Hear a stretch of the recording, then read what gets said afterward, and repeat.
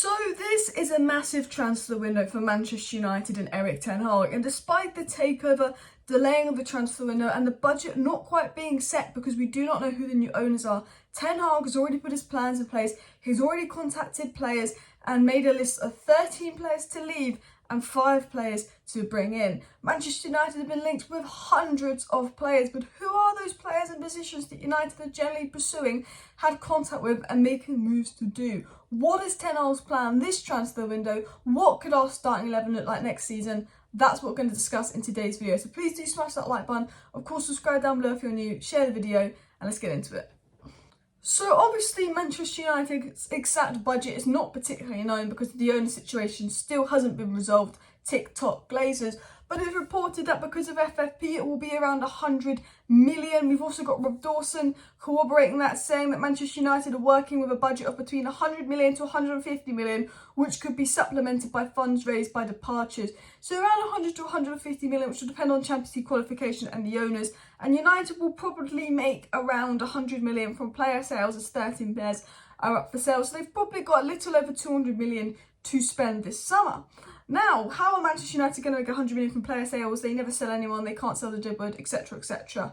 True, we just turned down a 25 million offer from McTominay because we want 40 million. Beggars can't be choosers, reportedly. I don't know if that's true. But here are the players that United want to sell. So, Maguire, Telles, Bailly and Williams, 100% Ten Hag wants to sell them. I believe Ten Hag wants to sell Dean Henderson.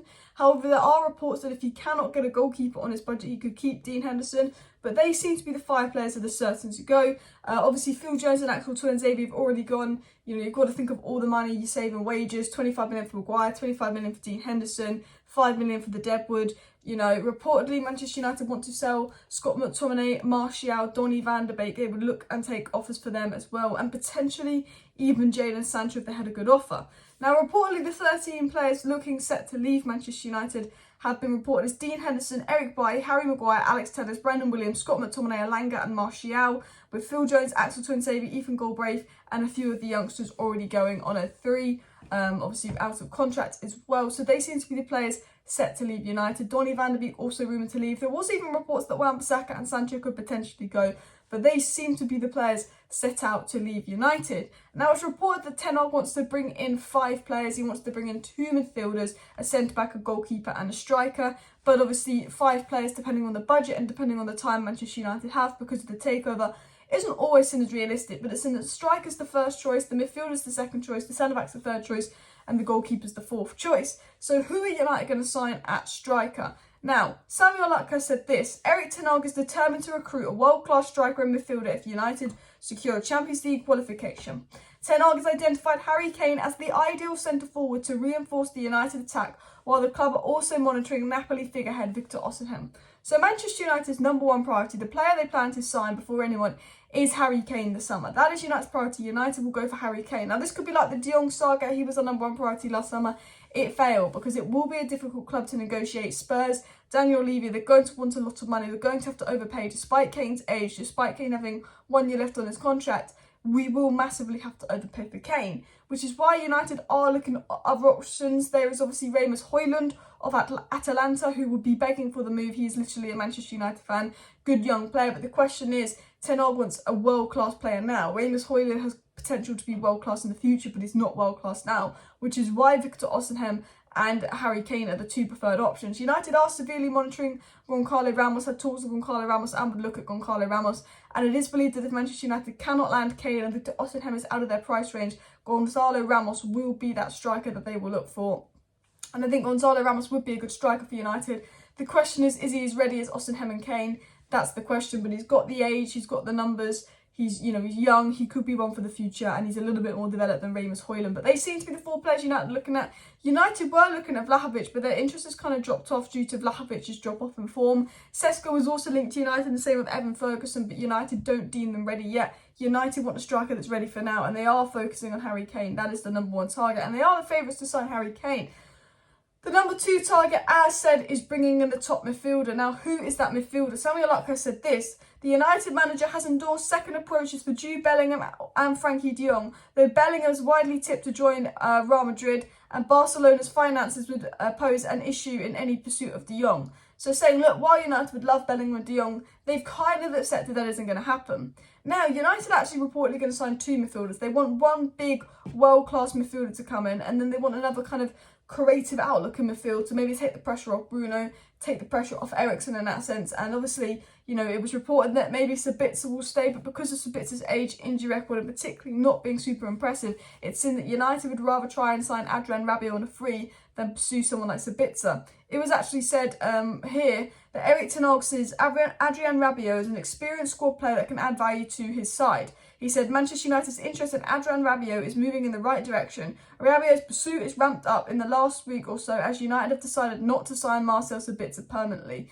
Rabiot will be on a 3. I assume Rabiot and another midfielder will come in, and it seems Rabiot is what United plan to do instead of Sabitzer. So it will be a top striker, a top midfielder, and Rabiot on top of that, because Rabiot is a 3 transfer. And United have had talks with Rabiot. There are reports even saying that, you know, Rabiot has agreed a deal to join United. However, you know, I take that with a big pinch of salt because, you know, we haven't sorted our ownership situation out.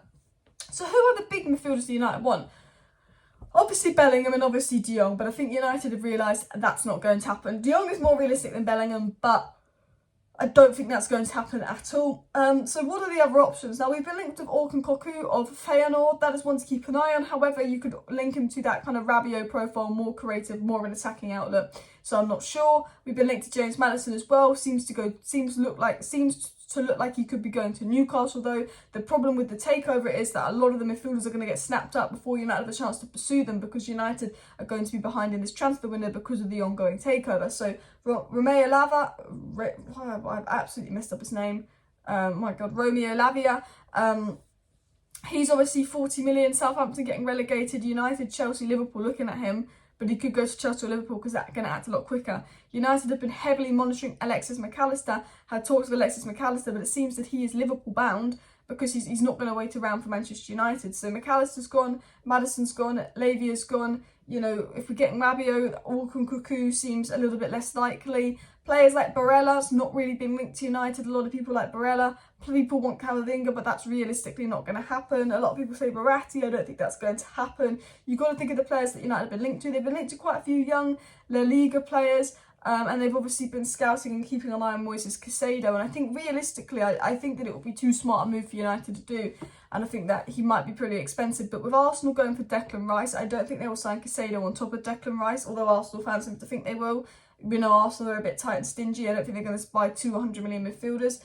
I do think Caicedo's the one to keep an eye on. I think, you know, if Man United can sign Rabiot and Caicedo, that's a fantastic midfield addition. But it will depend on the price of the striker. I think if Man United raise a lot of money through sales and get Kane for not a rip-off deal, which I don't think was possible with Daniel Levy, then Caicedo is an option. But I think Caicedo will be very much dependent on how much do United spend on a striker, how much, you know, if United already got Kim Min-jae, the centre-back, if they got the goalkeeper, it really depends on the price. Do United have that much money to go in for a midfielder? It's said that United want a top midfielder, but do they have that kind of money? And will the other options that they've been looking at be available because of the takeover?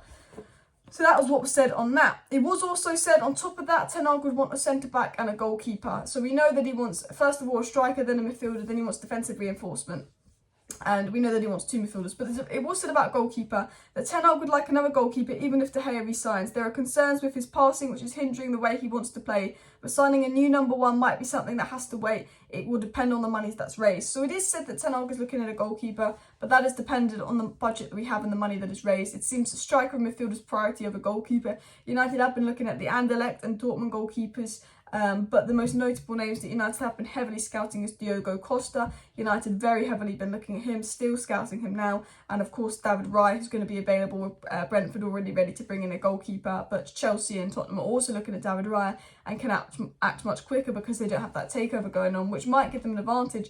However, United like to be in the Champions League and these teams could give United advantage if David Raya wants Champions League football. So they're definitely ones to keep an eye on. I think the goalkeeper situation is a difficult one because I think, you know, United can't take risks on a goalkeeper. If you're getting rid of De Gea, you can't just bring in some keeper from Anderlecht you don't know much about and assume he'll be number 1 and be good, because he might not be good, you know, just because he's cheaper than Diogo Costa. I think United have realised that if they don't have the funds to sign the right goalkeeper, they're going to have to wait, because it's all about signing the right player, not a player for the sake of it. The final position that United would like to address, and in fact, actually this is third priority, it goes striker, midfielder, centre-back, goalkeeper is centre-back. Now, United look very heavily tipped to sign Kim Min-jae. Romano said there's favourites. United have had talks with Kim Min-jae. They're ready to pay his release clause, reportedly, and Kim Min-jae has decided to pick United as his next club, reportedly. However, I think that Kim Min-jae will wait and see if we qualify for the Champions League before that kind of commitment. But United will sign a centre-back, and it seems that will probably be Kim Min-jae at this rate. However, PSG are in that race.